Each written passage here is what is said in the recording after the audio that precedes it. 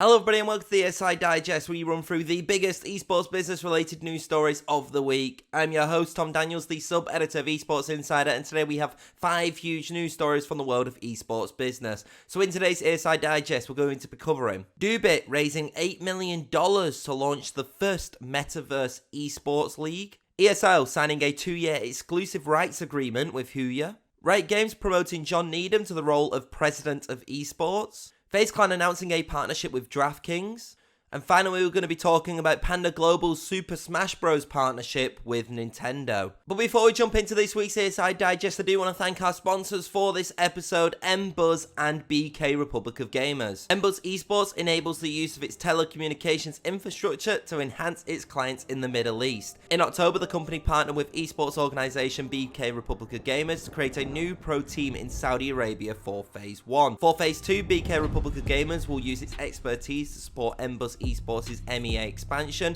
Finally, the last phase is expected to be Africa. In addition, Mbuzz Esports has in the pipeline a tournament program in line with the FIFA World Cup 2022 and Riyadh Season 2022. If you want to find out more about Mbuzz Esports and BK Republic of Gamers partnerships, then head over to their respective websites. So, let's get into the digest. Our first story of the ESI Digest sees video game studio Dubit announce that it has raised $8 million in funding to launch the first esports league in the metaverse. Now, as a result of this investment, which roughly totals around £5.9 million, the studio will host esports tournaments through Roblox. According to the release, the Metaverse Gaming League will initially host events in Roblox before expanding into other titles such as Minecraft. What's also really interesting about this partnership is that alongside the esports events, MetaVentures, which is one of the investors in Dubit, will also look to create consumer lifestyle experiences. Now, these include concerts and fashion shows for the metaverse.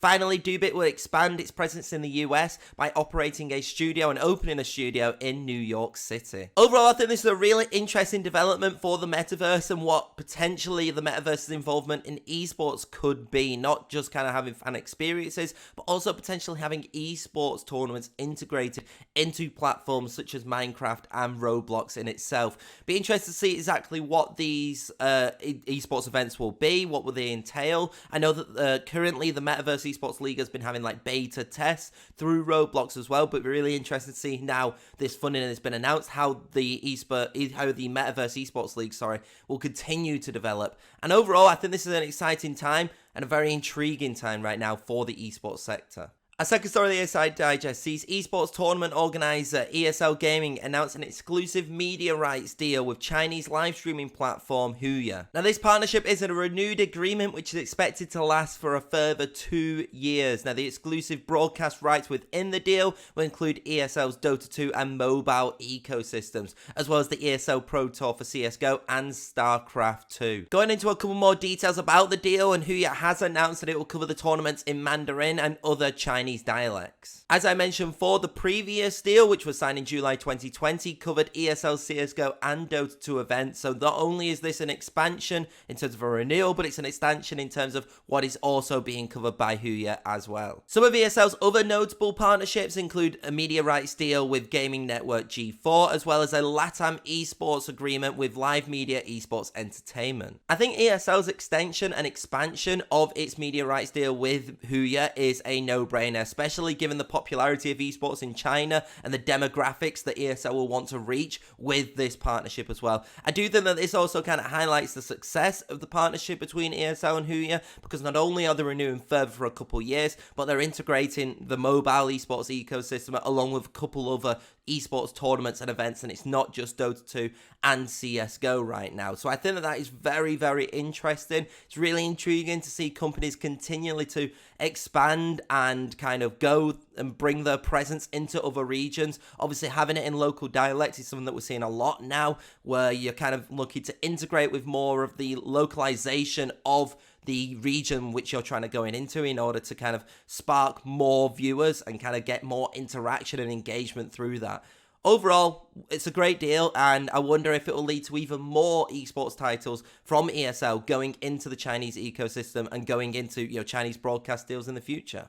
Moving on now, and game developer Riot Games has announced that former global head of esports John Needham has been promoted to a newly created role of President of Esports. In his new role, Needham will lead the company's esports division, which is expected to unify all of Riot's esports titles and operations. According to release, Needham will oversee all of Riot Games' global esports efforts, and this includes its esports leagues, teams, and players within those leagues as well, alongside multiple high-profile esports events each year. Moreover, the promotion is expected to elevate Needham into a senior executive role within the company, and he will be reporting directly to Riot Games' CEO, Nicola Laurent. For those who are unaware about Needham, he joined Riot Games in 2017, initially as the company's managing director of Europe. During his time at Riot, alongside multiple different roles, he led the rebranding of the LEC, which included the move to a franchise system for the esports league itself. In terms of the story itself, there isn't much more to say. However, this is a really big structural change for Riot Games and how they are looking to kind of utilize their esports division. According to the release themselves, they said that it will feature a combination of traditional sports leagues and governing bodies, and Riot Games' company-wide goal to innovate, and this is what they've said, innovate around and ultimately define the future of gaming. So it's kind of a big restructuring for their esports division. Obviously, we've seen a lot of new key hires, a lot of new key promotions as well, which have kind of gone integrated into the esports division as well. And I think it'd be very interesting to see how Needham's role ultimately changes within this new structure, but also if we see kind of a more of a synergized approach to esports across all of Riot Games' titles, or are they still going to kind of have their own unique flavor to them? I likely think that it's going to be the latter, but I do think it's actually good to have kind of like an overarching division and then subdivisions of the esports kind of titles and the specific ecosystems which go along with that. So it'll be very interesting to see how this continues to develop. Our penultimate story of the ESI Digest sees North American esports organization FaZe announce a partnership with fantasy sports company DraftKings. Now the deal will see DraftKings become FaZe Clan's official sports betting, iGaming, daily fantasy and free-to-play partner.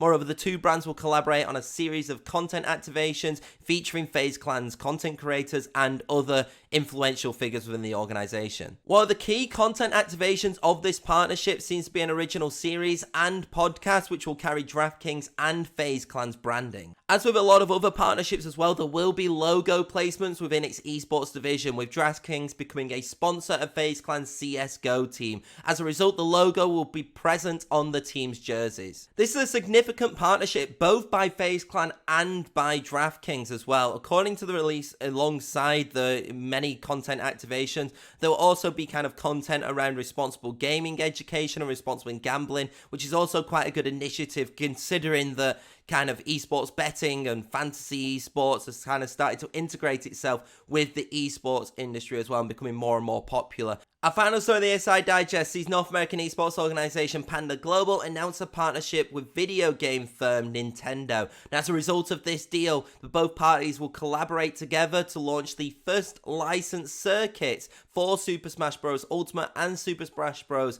Melee in North America. Now, the circuit, which is set to begin in 2022, will have further information on its in-person and online events in the coming months, and details on pricing for the circuit has yet to be revealed as well. What has been announced, however, is that winners of qualification rounds for both titles will advance to compete in the grand finals, where the eventual champions will be decided. Alongside players from the United States, participants from Canada and Mexico will also be eligible once Panda Global and Nintendo permits international travel. I think this is a really significant step for Nintendo and the esports ecosystem of Super Smash Bros. As a whole, because let's be honest, Nintendo has very heavily relied on third-party and community tournaments for several years. So actually partnering with Panda Global, which is known as a very significant and prominent fighting game community organization, to host a Super Smash Bros. Circuit is a really, really good initiative from both sides. And that's it for this week's ESI Digest. If you want to catch up on any of the stories that I've covered, then don't forget to head over to the website, esportsinsider.com.